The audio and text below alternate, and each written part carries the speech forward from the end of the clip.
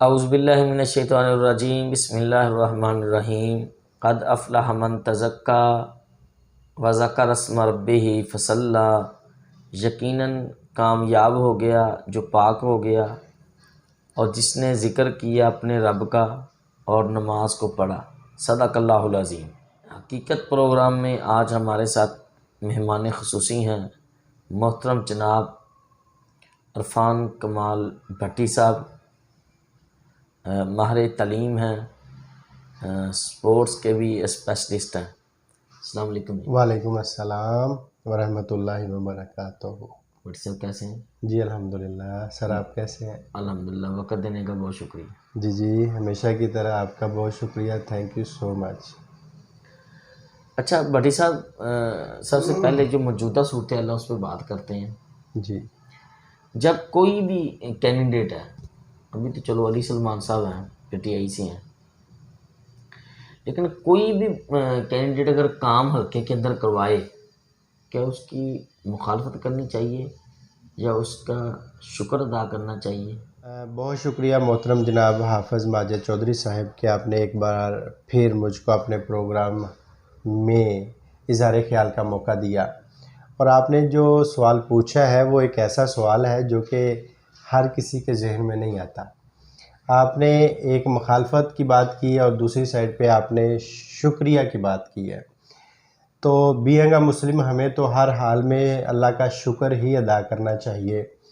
और अगर पॉलिटिकल वे में देखा जाए तो इसमें कोई शक नहीं है कि हलके में जो काम करवाए उसका ही हक बनता है कि लोग अवाम उस हलके की जितने भी मेंबर्स हैं वो उसी बंदे को वोट दें, उसी बंदे को सपोर्ट करें जो बंदा हलके में काम करवाता है। और उस बंदे का आपने बिहेव चेक करना है, उस बंदे का रवैया चेक करना है। क्या वो थाना कचहरी की सियासत कर रहा है या डेवलपमेंट की सियासत कर रहा है। और मेरा ख़्याल है जो लोग बेजा किसी की मुखालफत करते हैं वो बुग़्ज़ में मुखालफत करते हैं, उसकी कोई ना कोई उसकी पर्सनल कोई प्रॉब्लम होती है। और मैं तो यहाँ पे यही कहूँगा कि अगर घर में देखें जो आपकी ज़िम्मेदारियाँ उठाता है उसकी रिस्पेक्ट करनी चाहिए। अगर डिपार्टमेंट में देखें डिपार्टमेंट के साथ जो बंदा वफ़ादार है उसको भी इज़्ज़त देनी चाहिए। और इसी तरह अगर सियासत की बात करें तो सियासत में भी जो बंदा हलके के लिए काम करे, चाहे वो स्पोर्ट्स का हो, डेवलपमेंट का हो, सीवरेज का हो, गैस का हो या इसके अलावा इनफरादी काम सर एक ऐसा काम है जो दूसरे बंदे को नहीं पता होता। पर्सनल सिंगल पर्सन को ही पता चलता है कि हमने उनसे रिक्वेस्ट की और उन्होंने हमारा काम करवा दिया। ये इस तरह के काम है कि जिसमें दूसरे बंदे को पता नहीं चलता। ये भी क्रेडिट उसी कामों में आता है, हलके के लोगों के मसाइल हल करने में आता है। और अगर मैं बात करूं इस चीज़ की एजुकेशन डिपार्टमेंट की, तो जो बंदा हलके के लिए वहाँ के स्कूल्स की अपग्रेडेशन करवाए, स्कूल के सिस्टम को डेवलप करवाए, वहाँ पर स्कूल आफ्टरनून की जो एक सिस्टम है उसको लॉन्च करवाए, तो मेरा ख्याल है हलके को बग़ैर सोचे समझे डायरेक्ट उसी बंदे को नंबर 1 कंसिडर कर देना चाहिए जो हलके के लिए काम करता है। ये किसने कराए हैं अपग्रेडेशन स्कूलों को, किसने करवाया? जितना मुख्तसर आपने सवाल पूछा है इतना ही मैं इसका मुख्तसर जवाब दूंगा। राना अली सलमान सदीक साहब ने। अच्छा इरफान साहब ये बताइएगा, बहुत शुक्रिया, कि अगर कोई या आप लगा लें, मेरा कह लें, HM न्यूज़ की टीम कह लें, या अली सलमान साहब कह लें, या दीगर जो हैं लीडरान हैं, वो काम जब ले के आते हैं कि ये करवाना, उसके ऊपर कुछ लोग जो हैं मुखालिफ, पता है आपको, मुखालिफ लोग भी होते हैं हर जगह पे, हर किसी के, वो जो तनकीद करते हैं ये साल काम पहले होना चाहिए था, ये काम ऐसे नहीं होना चाहिए था, इस पीसी की वजह से पहले ये बन जाना चाहिए था, कारपेट रोड की जगह के ये हो जाना था, ये था, इसके क्या नुकसान आता? सर सबसे पहले तो इस सवाल का जवाब मैं यहाँ से स्टार्ट करूँगा कि हम तरक्की याफ्ता ममालिक में शामिल नहीं हैं। ठीक है। हम तरक्की पजीर कह सकते हैं मगर उस कैटेगरी में भी नहीं आते। यहाँ पर एक बहुत बड़ा अलमिया ये है कि हम जो भी पॉलिसी लॉन्च करते हैं, जो भी पॉलिसी लेके आते हैं, दूसरी गवर्नमेंट 100% ये करती है कि उस पॉलिसी को जड़ से ही ख़त्म कर दिया जाए, जिसका हमेशा पाकिस्तान को नुकसान हुआ है। और इसमें टाइम भी ज़ाया होता है, पैसा भी ज़ाया होता है, काम भी रुक जाते हैं। ये कोई यूरोप कंट्री थोड़ा है पाकिस्तान। यूरोप कंट्रीज़ में क्या होता है, जिसकी पॉलिसी होगी उसको कंटिन्यू रखते हैं, क्योंकि वो मुल्क की पॉलिसी है, पार्टी की पॉलिसी नहीं है। तो इसी लिहाज से अब ये जो बात है कि मुखालफत बराए मुखालफत, इसका तो कोई हल नहीं है, सिवाय अल्लाह ताला अगर उनको हदायत दे दे। तो यहाँ पर पाकिस्तान में जो ये मैटर्स है कि कभी एक गवर्नमेंट गई, कभी दूसरी आ गई गवर्नमेंट, ये बहुत गलत रवायत है। और ये अब से नहीं है, जब से पाकिस्तान मार्ज़ वजूद में आया, ये तब से है। और तब से ही लेके ये वजूहात की बिना पर पाकिस्तान को इतना नुकसान हुआ है कि वो तरक्की पजीर ममालिक में भी शामिल नहीं है। आप कहते हैं कितना नुकसान, मैं कहता हूँ इतना नुकसान जिसका मुदावा ही नहीं किया जा सकता। काम रुक जाना, पैसे ज़ाया हो जाना, आवाम को फलाह के प्रोजेक्ट ना मिलना, ये सारी वजूहात है। इससे क्या होता है, नौजवान को एजुकेशन में प्रॉब्लम्स हैं, नौजवान को रोज़गार में प्रॉब्लम्स हैं। यहाँ पर ओवरऑल सिस्टम देखा जाए, मुआशरत इतनी स्ट्रॉन्ग नहीं होती कि यहाँ पर अपने कारोबार डेवलप किए जाए। ये सारी वजूहात जो हैं, इनको मिला के अगर मैं कहूँ कि ये एक ऐसा नुकसान है जिसका पूरा होना मेरा ख्याल 75 सालों में भी हम यही नुकसान का सामना कर रहे हैं। यूथ ग्रुप चलात सावन वाला जी बनाया, नौजवानों ने वहाँ पे जो है ना वो इस तरह कह लें कि आँख खोली है। जी जी, क्या कहते हैं इसके ऊपर, आप देखते हैं सारा वो? जी बिल्कुल। ये जो पीटीआई पाकिस्तान तहरीक इंसाफ, इनका जो लीडर है, चेयरमैन है इमरान खान, ये डिपेंड करता है ऑन यूथ। आज से अगर 15-20 साल किसी ने इमरान खान से पूछा, हाँ जी आपका वोट बैंक कहाँ पे है, तो इमरान खान ने कहा कि मेरा वोट बैंक अभी तैयार हो रहा है, बन रहा है, रेडी हो रहा है। और जब अब उनसे पूछा जाए, हाँ जी आपका इतना वोट बैंक कहाँ से आ गया, तो इमरान खान साहब ने कहा था कि मेरा ये वही वोट बैंक है जो आज से 15 से 20 साल मैं रेडी कर रहा था। तो इमरान खान इन्हिसार कर रहा है यूथ पर, और इस सोन वागा जलार, इस वहाँ पर जो यूथ डेवलप हुई है, जिन्होंने एक यूनिटी बनाई है, मैं कहूँगा कि वहाँ पर आपने उनको मोटिवेट किया, बहुत शुक्रिया। आपने उनको मोटिवेट किया है कि आपका एक सिस्टम होना चाहिए, आपका एक लीडर होना चाहिए, आपकी नौजवान नस्ल को आगे आना चाहिए।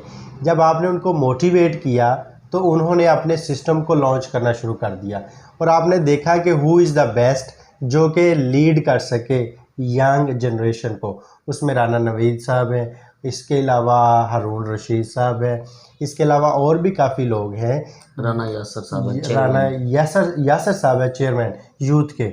तो ये सारी जो चीज़ें जिन्होंने की हैं, ये अपने इलाके की फलाह के लिए बहुत अच्छा कदम उठाया है।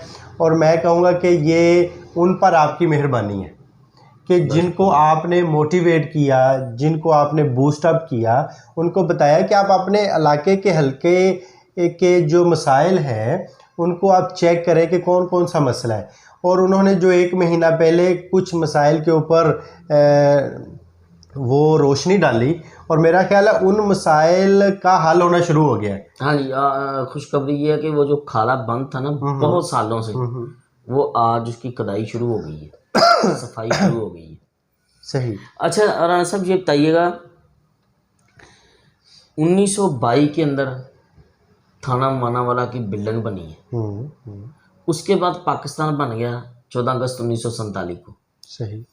फिर 2018 को नया पाकिस्तान बन गया जी। सही। फिर पुराना पाकिस्तान बन गया, अब फिर नया पाकिस्तान बनने जा रहा है। सही। और वो बिल्डिंग नहीं बन रही। सही। और अब उसका हाल ये हो गया है कि जब बारिश आती है ना, वो बिलावल कहता है पानी आता है, जब ज़्यादा बारिश आती है ना मानावाला के अंदर, ज़्यादा पानी आता है, वो गेट के ऊपर बन लगाना पड़ता है। ठीक है। आपने देखा होगा कभी कि बाहर का पानी अंदर ना आए। अंदर ना जाए, वो सही। 2-2.5 फुट नीचे हो चुका है। सही। तो वहाँ पे सिपाही जो हैं, वो पुलिस वाले जो हमारे भाई हैं, परेशान होते हैं। यानी यहाँ एक पुरानी बिल्डिंग है, किसी भी वक्त वो गिर सकती है। सही। कैदी हैं, चलो मुलजम हैं, कोई गलती हो जाती है, वो भी वहाँ पे होते हैं। तो आप किससे मुतालबा करते हैं कि उस बिल्डिंग के ऊपर जो है वो एक्शन लिया जाए, उसको नया बनाया जाए? जी सही। ये मेरा ख्याल आपने क्वेश्चन जो है छुपा के रखा है, और ये पूरे इंटरव्यू, पूरे हकीकत प्रोग्राम की जान है।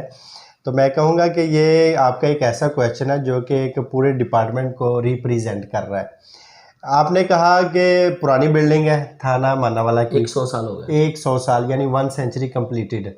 और आपने कहा है उधर से दूसरे एंड पे आपने कहा है कि पाकिस्तान भी नया बनने जा रहा है एक बार फिर। तो मैं कहूँगा कि अगर पाकिस्तान नया बनने जा रहा है तो थाने को भी नया बनना चाहिए, थाने की बिल्डिंग को भी नया बनना चाहिए। कौन बनाएगा वो?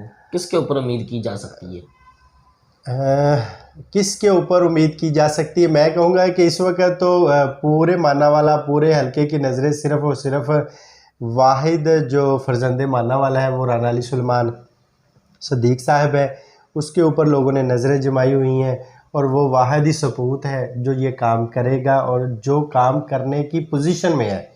मैं आपके प्रोग्राम के तवस्सुफ से, हकीकत प्रोग्राम के प्लेटफॉर्म से, और थाना मानावाला के जो मुलाजमीन हैं उनकी आवाज़ आप तक पहुंचाने के लिए ये गुजारिश करूंगा कि राना अली सुलेमान साहब प्लीज़ इसके ऊपर तवज्जो दें। बिल्डिंग बहुत खस्ता हालत में हो चुकी है, और ना सिर्फ आप सिर्फ एक बिल्डिंग बनाएं बल्कि मानावाला में 2 थाने, थाना ए डिवीज़न और थाना बी डिवीज़न बनाना चाहिए, क्योंकि ये बहुत बड़ा एरिया है। सम टाइम ऐसा होता है कि पुलिस की एक वैन राइट साइड पे गश्त कर रही होती है और लेफ़्ट साइड पे दूसरी वारदात हो जाती है, और जब वही वैन, वही अमला लेफ़्ट साइड पर जाता है तो राइट साइड चूँकि खाली हो जाती है तो राइट साइड पर वारदात हो जाती है। यहाँ पर कम से कम फैसल टाउन में एक अलहदा थाना होना चाहिए, और जो सिटी, मेन सिटी शहर मानावाला है वहाँ पर अलहदा थाना होना चाहिए जिसको ए और बी के नाम से जाना जाए। और यही मैं राना अली सुलेमान साहब से करूँगा रिक्वेस्ट कि प्लीज़ इसके ऊपर नज़रसानी करें, इसके ऊपर तवज्जो दें, और ये बहुत अहम मसला है। राना अली सुलेमान सदीक साहब, आपके ऊपर लोगों की बड़ी उम्मीदें हैं। लोग ये भी मुतालबा आपसे करते हैं राना साहब, इरफान भट्टी साहब, कि आप जो है ना थाना मानावाला को 2 थानों के अंदर इरफान कमाल भट्टी साहब, मैंने ना राना अली साहब से पूछा कि मानावाला में 11 मई का इफ्तिताह कब होगा? उन्होंने कहा अगले हफ्ते में। इस पर क्या कहते हैं आप? जी बिल्कुल, जिस तरह राना अली सुलेमान साहब ने फ़िरोज़ वटवा में एक बहुत बड़ा ज़बरदस्त इनिशिएटिव लिया है, वहाँ पर रेस्क्यू 1122 की वैन स्टेशन को बाकायदा तौर पर फंक्शनल कर दिया है, और ये राना अली सुलेमान को ही क्रेडिट जाता है। और वही एक ऐसे फर्जंदे मानावाला हैं कि जिन्होंने ये काम करना था, जिनके हिस्से में ये सिस्टम आना था, लोगों की दुआएं आनी थी, सपोर्ट आनी थी। तो राना अली सुलेमान साहब ने चूँकि फ़िरोज़ वटवा में ये प्रोजेक्ट लॉन्च किया है, और बिल्कुल हूबहू सेम सिस्टम मानावाला में भी लेके आ रहे हैं। चूँकि पहले जो सहूलत दी गई थी वो भी राना अली सुलेमान साहब ने दी थी, और वो उधार कुछ टाइम के लिए गाड़ियाँ ली थी, और हज़रत, और वो जो गाड़ियाँ थी वो ज़्यादा फंक्शनल नहीं थी, मगर लोगों के लिए फैसिलिटेट ज़रूर था कि वो बंदे को, पेशेंट को एक जगह से दूसरी जगह बर वक्त ले जाते थे, टाइम नहीं लगता था। मानावाला के अंदर ही वो गाड़ी मौजूद थी। मगर अब राना अली सुलेमान साहब ने अपने पर्सनल रिलेशन यूज़ करते हुए, तलक़ात इस्तेमाल करते हुए, अपना कह लें कि जितना उनका पूरे हल्के में वर्क था उसको गवर्नमेंट अपनी लीडरशिप के सामने रखा कि देखें सर, मैंने इतना काम किया, लोग मेरे पे इत्मीनान करते हैं, लोग मेरे से रिक्वेस्ट भी करते हैं, तो लिहाजा मुझे परमानेंटली मॉडर्न, अच्छी, फैसिलिटेट से भरपूर रेस्क्यू 112 की गाड़ी चाहिए। उन्होंने कहा राना साहब कोई मसला नहीं है, आप हुक्म करें कितनी गाड़ियाँ चाहिए।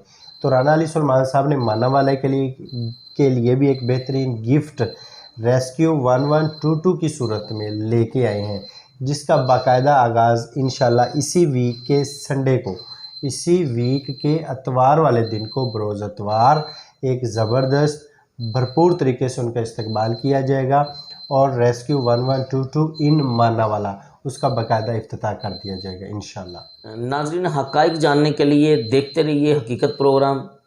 अरफान कमाल भट्टी साहब, वक्त देने का बहुत शुक्रिया। Thank you so much sir, बहुत शुक्रिया। नाज़रीन, देखते रहिए HM न्यूज़। आप देख रहे हैं HM न्यूज़।